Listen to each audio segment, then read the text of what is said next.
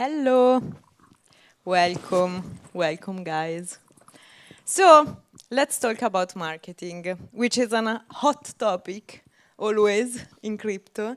So in the very first question is to introduce yourself a bit more, and also since we are introducing ourselves, so also please share what excited you lately of what you did in the space in terms of marketing, since we are talking about marketing.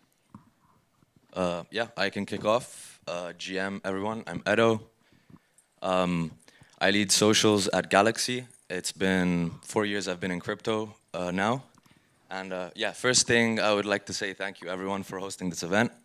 It's great to see, the Italian community keeps growing. I remember a couple years ago I was here at the first event, and I missed it last year, but it's always a blast to be here. But yeah, I think what really excites me, everyone's been talking about InfoFi. I think it's a really cool meta, and yeah, excited to talk about Galxe and our Starboard product. Hi everyone, buongiorno. I'm Camski. I'm actually really excited to be here at an Italian conference. It's my first one. I'm the co-founder of Mood Labs. We're a boutique marketing agency based in Dubai. And I've been in crypto for almost 8 years now, professionally since 2021. And it's been an amazing ride just to see how the space evolved, from being like an active participant, but also kind of like providing services to companies that, fuel it. And I do have to say I'm quite excited to see lately a move from more static forms of content to more video content, specifically for not just educational purposes, but maybe like streaming. We are kind of, matching up other more traditional side of marketing. So yeah, personally, that's something I'm really excited, and I'm super happy to be here with you guys. So thank you. Hi everybody, I'm Larp. I'm the co-founder of Aura.money. It's a social trading app, and lately it's just been nice. We recently announced the product, revealed everything, and started taking sign-ups for the private beta around the corner. So yeah. Cool, thanks guys. So first question, maybe for you, Edo. When it happened to us in the agencies, especially when our clients come, they ask to like achieve goals, no? But how do you define, guys, the goals and KPIs in crypto marketing? Because some of them come and want mindshare, but what's mindshare? Some of them come and want 300K followers in 5 days. Some of them want TVL. Is this just marketing? I don't know. So the question is... Sorry? Is this just crypto? Yeah, exactly. So yeah, how would you define success in marketing and metrics for success? Yeah, I think that's a crazy one to kick off the panel. But I think it's, I think all of those things you mentioned are great metrics. Personally, I think it's more about understanding the project's life cycle and where they are at, and trying to like really, assessing their growth stage. Yeah. So, early on, it's more about, the onboarding, that community bootstrapping, and, Larp, you mentioned that private beta, so I know you probably know something about that right now. But then, you're rolling into that like sort of testnet phase, and you're iterating, your UX, you're trying to, get into discovery and get more people onboarded. And then you sort of move into those big, quote unquote, hype events where you've got a TG upcoming, you've got a mainnet launch. There's more about focusing on retention and ecosystem growth. I think what we spotted at Galxe is, working with so many brands, and I'd love to hear your stories as well. It's really trying to, one size doesn't fit all. It's more about really trying to understand the vertical of the project and assessing it that way.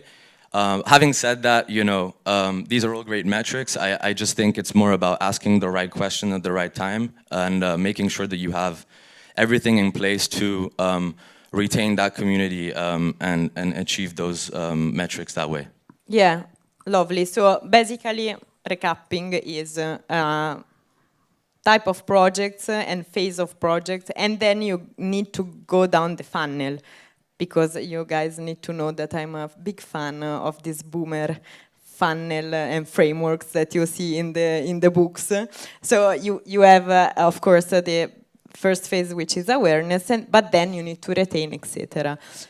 So awareness is, let's say, the easier part, but let's talk now about actually the retention, or like the next phase of the funnel. How, Cami, would you define like culture and community? How important are these words and to build a strong community in our space? Because I believe that this is fundamental, especially after the awareness phase. So this question is for you, as I know that your agency is more focused on this aspect, Betty.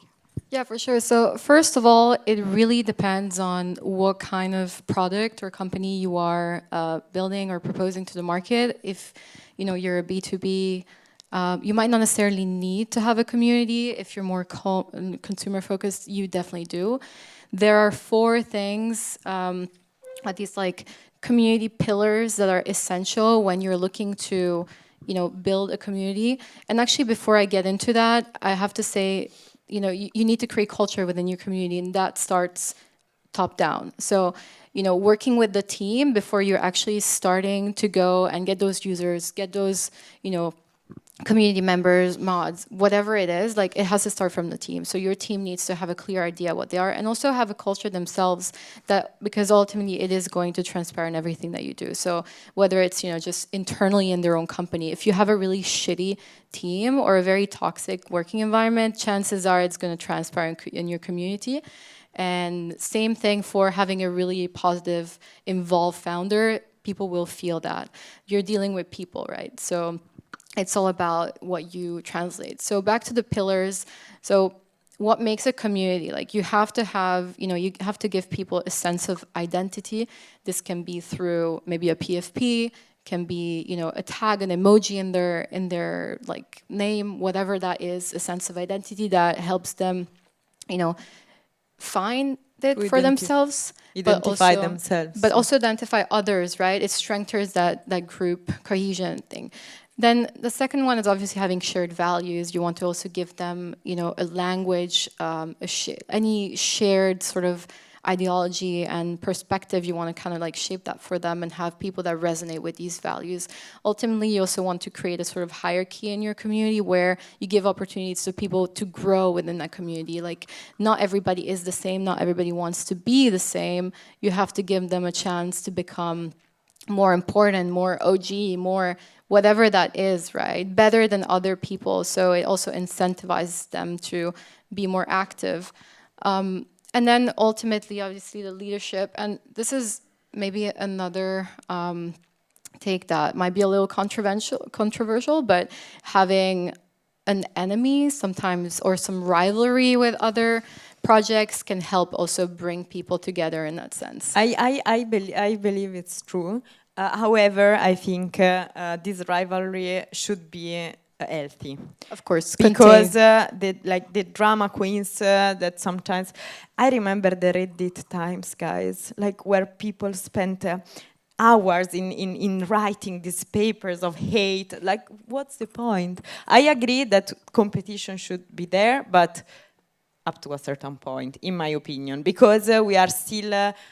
In the end, we are still a very small ecosystem, so we should all go together towards the scaling goal that we all have for crypto. For sure, and it's up to the founders to also lead Exactly. the way, right? To set the tone of what is allowed, like how far can you push it? Yeah. But yeah, of course. And this is part of culture, because as you said, in Italy we say the fish smells from the head, and so this is the point.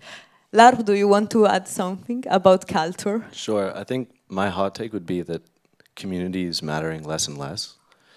I think a lot of community efforts focus on fighting over the same small group of people. Yeah. And as crypto like merges more and more with the rest of the world, I mean, Robinhood doesn't have a community, right? Like, I don't know if you guys have been in Robinhood Discord, but I don't think so. No. And ultimately, I think it's really just a matter of product. Like, product is the dog that wags the tail. That's why you see, you know, the phenomenon around Hyperliquid. That happened completely organically. It wasn't masterminding like all these ideas about hierarchy and so on and so forth. So I have found my general efforts and time and energy on these things like reducing and reducing over time.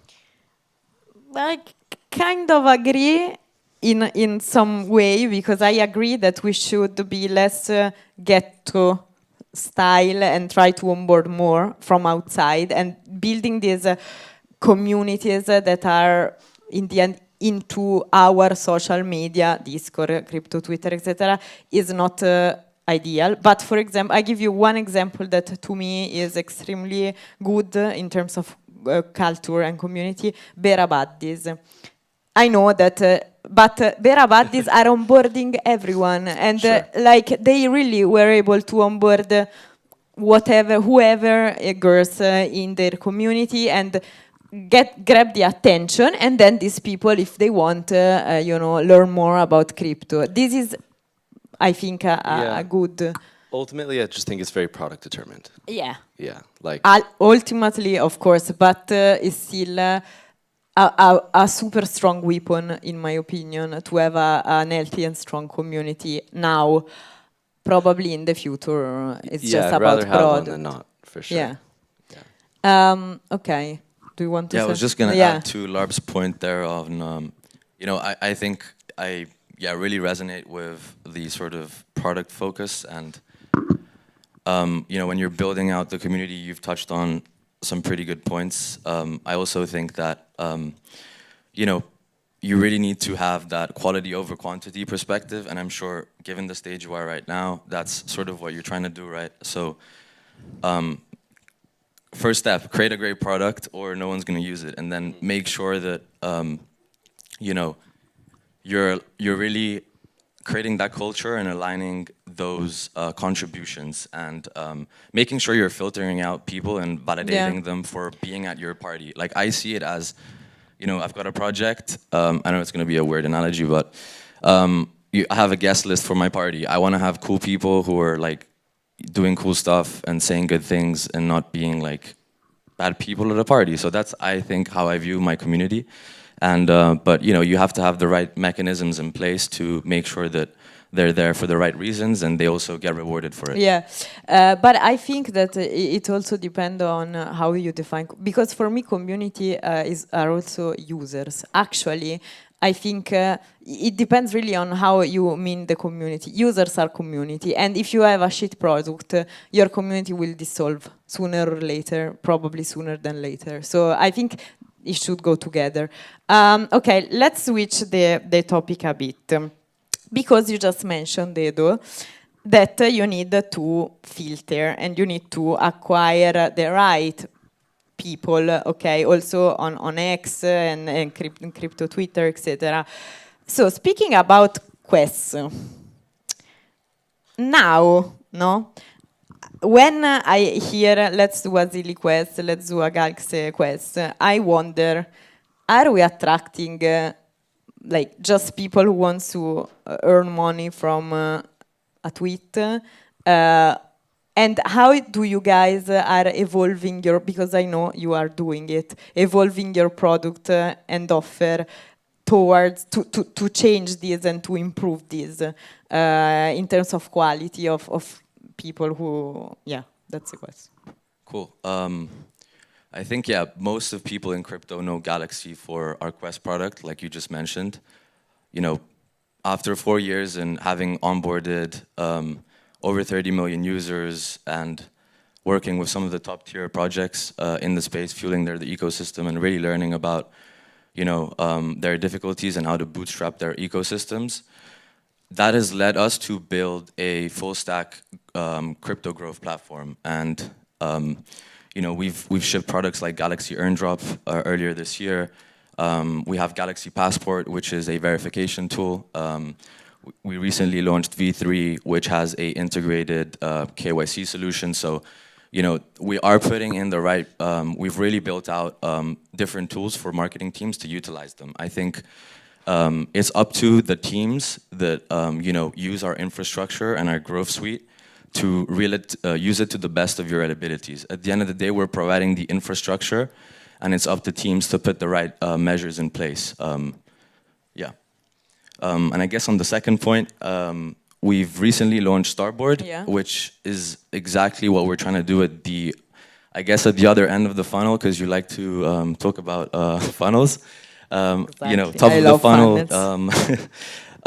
with awareness, and you know, Galaxy Starboard is really giving you know, projects the easy ways, and growth teams and marketing teams to you know, really reward their contributors and seeing what they're doing on chain. And I think one of the main differentiator is that we have live starboards that are on chain, and they're tracking real contributions from users on chain, in the sense, you know, you can track trading volume, liquidity being deposits across different chains.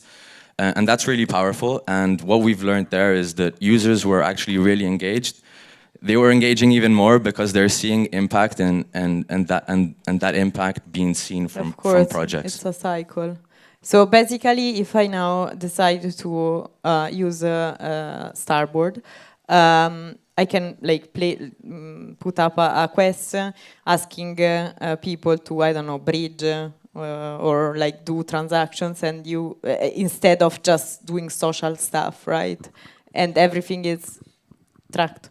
Yeah, I think there's a bit of like misconception, I guess, because already on Galaxy Quest you can already, you know, create quests that are tracking on-chain activity. The problem before, it was really hard to understand who was doing what on-chain. Yeah, exactly. But now, yeah, using Starboard, you can actually pretty easily see who's doing what. Cool. Okay. Cool. Okay, guys. Now I want to touch base on the recent hype of the new campaigns that are going super well now, which are Yaps and Snaps. So cookie free, and Kaito recently started to do this to offer this opportunity to projects to be on their like pre-TG arena and get basically yappers and snappers. So what, like, how do you feel about it? Larp, because I think you are the most interesting responder to this. I think it's heading in the right direction. I don't think we're quite there yet. AI is probably the way to add a nice like qualitative filter at scale. But I think if you look at some of the accounts doing well outside of the top KOLs, they're still frankly slop. You know, they're farming all the major projects. There's not actual. I don't think it would translate super well to revenue.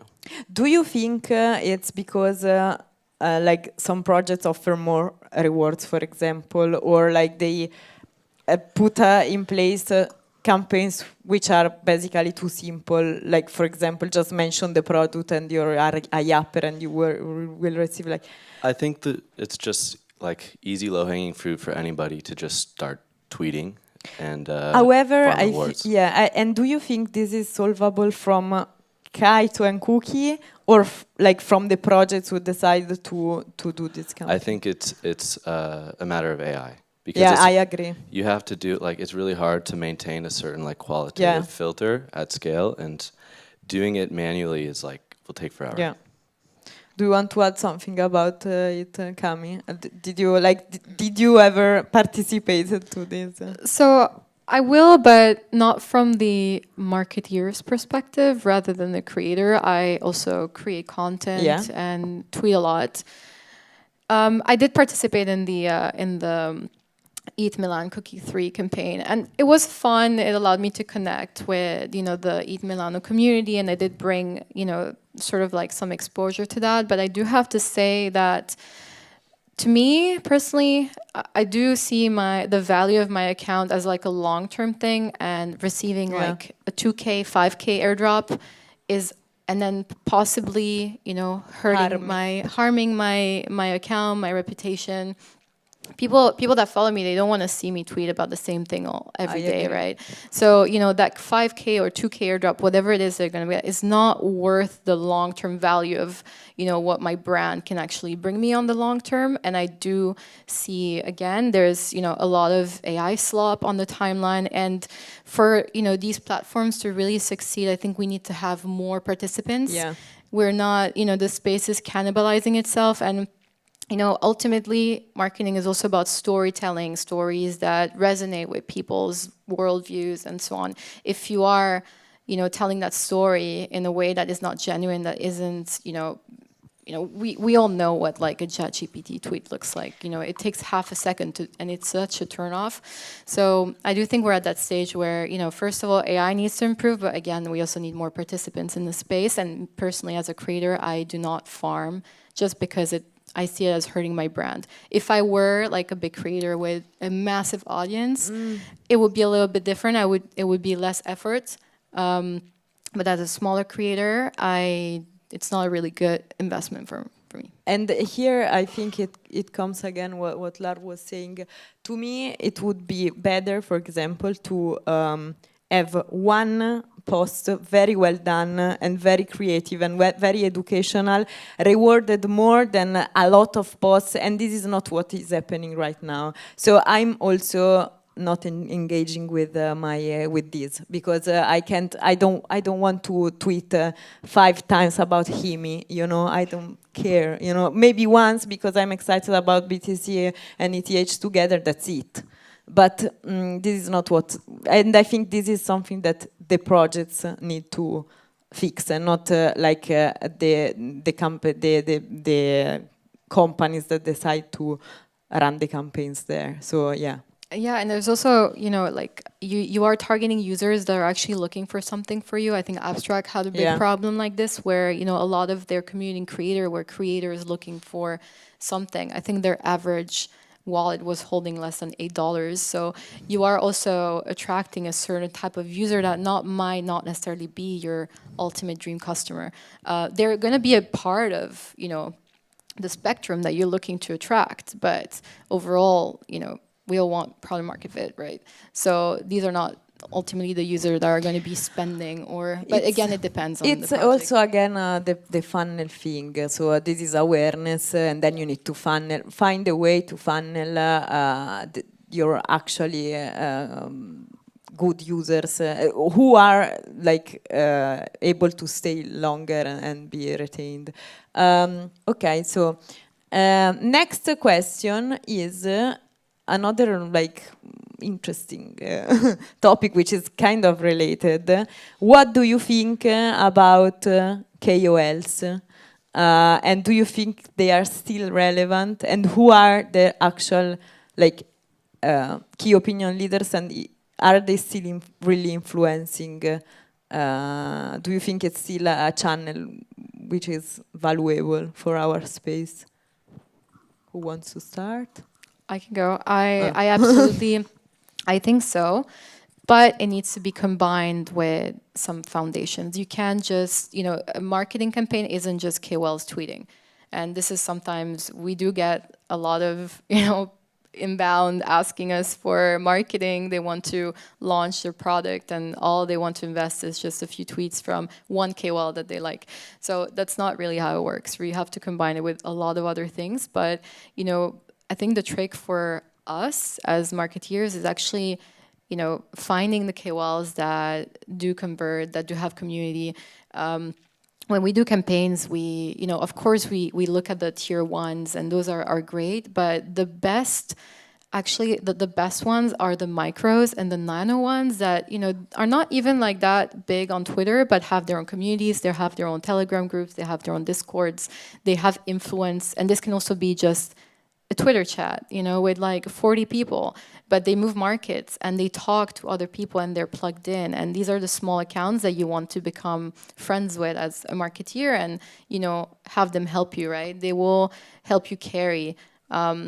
Because they again, understand the product. they do, and Yeah. they will be your users, and they'll, you know, if they like it, they'll rally behind you. So I do think yes, but the choice of who you are picking to influence, you know, to tell your story is very important, and it needs to be done very carefully. And you also always need to be updated. There's so many scandals in crypto, like you have to keep up of like, you know, who's still relevant and not, and also who's upcoming. Like last cycle's KOL might not have the same pull. So Yeah. Yeah, I think they'll always be relevant. And again, very product determined. Like for someone like us, very relevant. They'll help drive volume, onboard groups, their communities, so on and so forth. I think where a lot of people go wrong is in the compensation structures with them.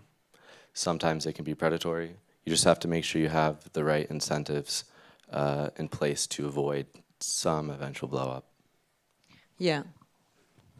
I don't really have anything to add. I would like to say, you know, at the end of the day, like, what is a KOL nowadays? Like, you see a lot of accounts which have, like, you know, so many followers, but then they're tweeting and Don't have impact. Yeah. yeah, there's no impact really, and you can easily like filter out like who's a good one, who's not. Just look at their timeline. What have they up to? And I think it's very easy to filter out if someone is genuinely interested or not. So yeah, I agree. And also Kaito and Cookie in this case, I think they are relevant and useful because you can check, for example, how many smart followers a guy have, etc. Something that before you couldn't. So this is, but what about, guys, new channels? Because we have always thought about KOS just on crypto Twitter, okay? But now we at Hype, for example, we are starting to use TikTok as well, and it works. Like really, it works. So I maybe you also, Cami, with your agency, you are also exploring this.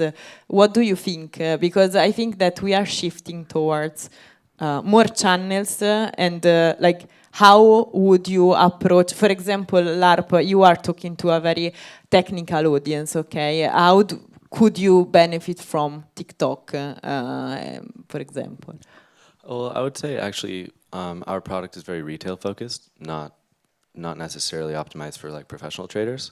So TikTok is something we are looking at because I would put our potential user in the same bucket as maybe a Robinhood user. Okay, so you basically try to simplify the message, like the DeFi message as much as you can to attract the new generations of traders, basically. Yeah, it's social trading. It's very straightforward. So yeah, TikTok would be a perfect platform. Yeah. Cami, do you have anything to add? we haven't done any TikTok campaigns yet, but I'm familiar. You should, yeah. But we are. Try. So there's. No, it's good, really. Like we have just started the type, but I really recommend to start doing it. What do you guys see? Because if you want to go the TikTok route, it's either you go for volume where you're spreading, you know, and looking at so many, or you go for like really high end, like curated quality, either UGC, whatever. Yeah. So we select UGC and they, like based on their audience, okay, and they propose the content and they tell you, the person tells you, this is not my audience, sorry, I can't do anything for this project. But for some projects, they can tell you, like, I can create a video where I like simulate trading, and they write something like how I got rich in blah, blah, blah, blah. And for some projects, really, it worked. We had some pilot and it went well. You should try. It's not easy to find the right UGC and creators because we are not super connected in our space. So we hired a girl who was working in a TikTok, in an influencer agency, not in crypto, and she helped us to like, so yeah. I'm excited for that because right now crypto TikTok is only XRP. Yeah. Nothing wrong with XRP, but No, We do why? need a- I we mean, do I need a still bit hold of- mine. We need a bit of I'm variation. bullish. No, sorry. Okay. I guess just to add to that, Maria, is Yeah. I'm just thinking from a marketer's perspective in a team, and you just opened up a new funnel, like a new social channel. So yeah, that's going to be a lot of work for But you're someone not. in a No, team. you're not opening a news channel. You are hiring influencers that are on TikTok. Okay, so So basically, they're you're not doing the opening your content for it. TikTok account because Okay, okay. nobody gives a shit Yeah, about. exactly. You know, and then as you said, it's hard to manage, etc. But you are asking already influencers, KOLs, exactly, again. on TikTok to create, and then the CTA will be your app or your Twitter or whatever you want. Usually, it's better to have a clear CTA to the point, you know. But yeah, Yeah, I think like definitely like the only thing I'm against is a bit like the brain rot side effects, you know, that you get from TikTok's amazing. Culture starts on TikTok. Lean into it. Don't fight I it. guess you know it's you're your, such a boomer. and I guess it's like your audience, right? And like who you're trying to Curate your target. feed. Yeah, fair, but I don't know. In my opinion, it's more you know, you find your audience and the use case, and then yeah, if that's the channel you want to experiment, sure. But I think like for some projects, like more technical, DeFi oriented, Of I course. definitely think you're not going there. No. Yeah, I just wanted to bring the other side of the coin here, you know. No, you go to no, YouTube. you can't propose TikTok to everyone. Yeah. YouTube's there too. That's also like. Yeah, that's true. But you've probably seen like in the market we've been, like the views on YouTube videos is like, I think like social risk has definitely like plummeted a lot. And I don't know. I'm not saying it doesn't have a use case. I'm really pro experimenting it, but I think you really need to have the, as you guys said, like the right use case for it. Yeah, of course, as everything. Also, paid ads, in my opinion, are not good for everyone because if you don't have a very clear funnel to action, it doesn't work. You know, like so every marketing channel has the right use case, in my opinion. Okay, guys, let's. I think we are almost done. But I wanted really to ask you the best campaign that you are mostly proud of in your life. Not maybe not. It can be not in the current project you are working on, but in your life, or that you have seen. I don't know. Like yeah, the best you have in mind. Larp. You can think about it. Cami, you already have an answer. Yeah, I actually do, and it actually ties back to one of our first questions, which is, you know, do you really need a community? How important community is? So, we launched a marketplace last year, and this is definitely one of my, you know, most proud campaigns. We achieved over 10,000 wallet signups over in the month. You know, our socials were booming.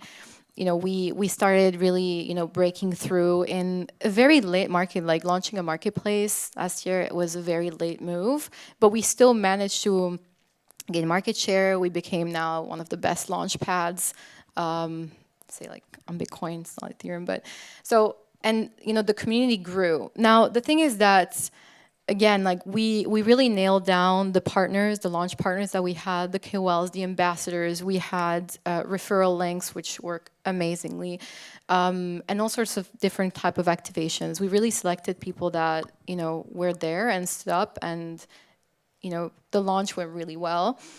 This said, the platform wasn't working. Like the platform was not MVP ready. It didn't work. But we still, up until today, are, you know, are there, and we are an established brand. I mean, but I'm very close to the team, so I feel like it's also a part of course. But you know, and it's thanks to the community. It's thanks to the creators that we worked with, that supported us. You know, that really brought the brand forward up until it was ready. And there's still things that break all the time. But if you do have the right community, they will rally for you and they will forgive your mistakes and will FUD you as well, which is, FUD is again, FUD is great. Like whenever I see FUD on the timeline, which is, you know, resolvable, for me, I'm super happy the team is crying. But like, a good level of FUD is always good. It brings your, your brand to places where they might not have been, able to, just because people love drama. And, again, we really nailed down the community aspect of it, and we still have a community for this marketplace. And it really saved us because the product wasn't ready. So this is a good example of like, also shipping a bit too early maybe, but again, we've seen so many projects not ship products, so it's finding that right balance. But again, you need a good budget to do this. This project was well funded. I do not advise doing this. But if you have the right people that support you, you can actually overcome these limitations. So this is one of my examples. Thanks. Larp, are you ready? I am. Shot it. It's something we're doing again, actually, right now for Aura, but we did it once before for Smiley. Whenever launching a product, we enjoy doing it in a private setting. Scarcity seems to attract some of the best alpha groups, F&F groups, so on and so forth, people who actually do a good bit of volume, because they want to be there like day one for the initial incentives. And then slowly, gradually expand the caps from there, and they all have quite a bit of referral reach. So cool. Yeah, and, not to beat the head on the drum here on Galaxy again, but yeah, I'm really proud of the recent Starboard launch that we did with over 20 partners, with Zero G, Plume, Dango, and other great projects that have really found trust in the product that we've built. So yeah, really excited about that one, and really excited about receiving feedback, iterating, and making sure that we can really turn this fragmented data that we have in marketing. Who knows? Maybe we'll add TikTok at some point as well. And really empower some of the marketing teams in crypto that I've been in for a long time, and it's always been really, really difficult to figure it out. So yeah, really proud of that one. Amazing, guys. Finally, this was great, but I want to ask you, sorry, this. If you were starting a crypto project today, what would be your first marketing move? I would just focus on brand. We recently did it with Aura, and I mean, you've probably heard the word before. So I think the brand itself, product aside, is probably where I would start, just to make sure that it's agnostic, it's scalable, it tracks. So basically you're saying that the very first move would be to align marketing strategy with product strategy. The name. Ah, the name, okay. The name. Ah, the brand, you need the name. Yeah. Okay. Yeah, this is a good one.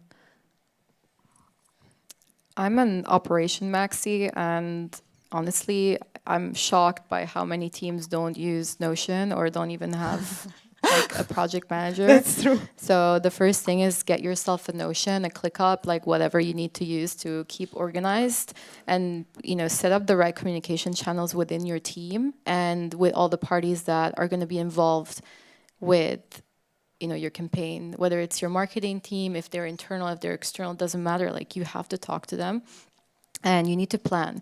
You need to have a clear idea of what is going to happen, when it's going to happen, who's going to do what before you're going to go to market. And then again, obviously the brand, and make sure that you can differentiate yourself in some kind of way. But this is I feel like it's quite given in a sense, even though sometimes not cheap, but the number one thing is just get yourself a Notion or a project management system that can help you manage things, especially when it gets hectic, because there's going to be 1,000 things, and you want to make sure you're on top of everything and you plan perfectly. I agree a lot. Where you're not organized, you're not going anywhere. I agree. Yeah, having like the product aspect, community culture aside, I think one thing that everyone underestimates, it's like securing your website domain or something that is like Twitter like, account, oh, what is the account handle gonna be? There's like 25 other projects. What are we gonna do? What is the I agree. think about that from day one. I think that's very important. I've seen so many situations where teams have had to pivot their name and their strategy, their branding. So expensive. Yeah. Think about that. Okay, thanks guys. I think it's over. Do you have any final remark? Cool. Thanks.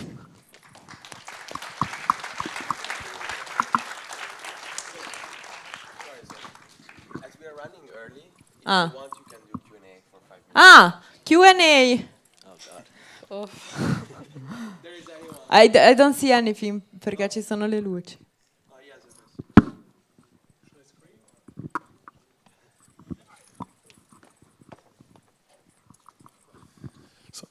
Thanks, first of all. Very interesting. I will speak out because we just launched recently, and I need to say we are pretty tech, more Web2 oriented product. Okay, we just use Web3 to accelerate some stuff. So my question is, we are focusing very on the product, okay? But what would be your advice or your thoughts where to put the focus in from a marketing perspective, and how to ensure that we are not like behaving, I don't know, Vitalik in the front and trying to promote it, and what would be like a sweet point you would say in today's cycle or current situation? How should we get best started? What's the product? Actually, it's a B2B, so it's like really the infrastructure for AI agents. So you develop an AI agent, you need to execute the code. So we're building really the back end where you can execute it. This would be the tech explanation. Is it for like SaaS products? Yeah, we are a SaaS for developers. So it's really from developers for developers. Okay. But the agents, they work between SaaS products, or So you build your own AI agent, let's say, who's executing tasks on a laptop. But before you let this agent go, usually what you do as a developer, you need to install locally, or you use AWS cloud system. Okay, you need to test the code before you do. So big companies are doing it. You never deploy directly. So you go in your test environment on your local PC, then you test the code, you input, you output it, and when everything is ready, you click the button, and we do all this part. so who's the perfect customer? It's actually scale-up startups, enterprise systems who are really, let's say, have complex code. So we are not speaking about 20 lines of Python.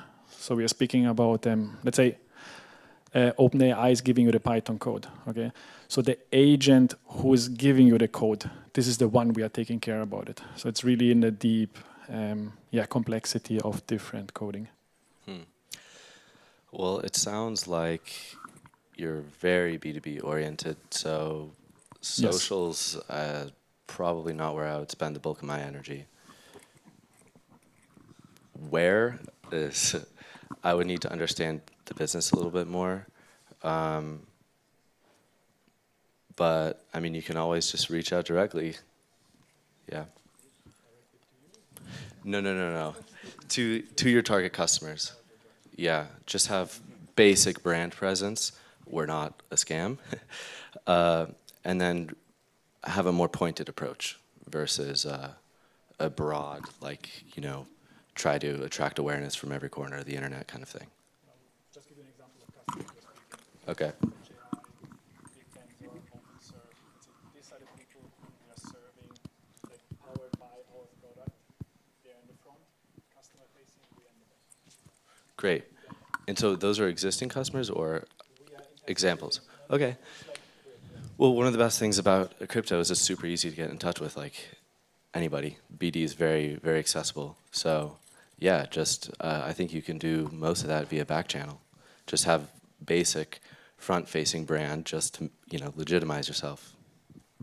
The rest will probably be organic. You guys can answer, and then we have to wrap it up. Yeah, I would add something. Besides, how you build your front end, etc. In terms of marketing actions, if you are B2B and targeting devs, probably I call it like micro marketing, meaning that you should individuate who are the communities, small groups, as Camille, for example, shared, like Telegram chat, Discord chat, who are interested in AI and agents. Like right now, I think it's something that is getting bigger and bigger. So you just filter using Grok, for example, on Twitter, who are talking about AI, you start to involve, like get involved in these conversations, you start to get onboarded in a Discord chat, and you start to like really targeting these specific people rather than chatting the crowd, you know. This is my 2 cents. Okay, do you want to add something? Yeah, I was just gonna add, yeah, that's definitely a great way, a great channel. If you have some spend and some budget, I think, you know, most of the magic happens at conferences and events. Obviously, like, you need to be mindful of budget and make sure you're spending it wisely. But I think like IRL presence, like events, is very like a great source there. So yeah, definitely, I would yeah, suggest to take a look into that. But Hackathons mainly, because if you're targeting that. And I'll just add one last thing. Like the Web3 crowd is quite wary of outsiders coming in. Then they look at them as extractors, like the first sort of like thought that the general like public has, right? So the best thing you want to do, and this is very cost effective, is just time intensive, is to like, or, you know, saying just go build those connections, like become part of the community. You will get so many more insights on, you know, what are the attractive things for your product, and you might find, you know, information that you didn't know just because you get closer and maybe you become also that user in a sense. So it will make you understand your you know, your client better, but also it will legitimize your business just because they know who you are. And trust is very important. It's the number, you know, we want to operate in a trustless environment, but trust is the #1 thing that you need to look at, you know, when you're actually establishing a brand. Cool. Thanks for the question. I think we can wrap up, right? Yep. Cool. Thank you, everyone. And yeah, I'll pass it now to Davide, who is going to take care of the room for the rest of the afternoon.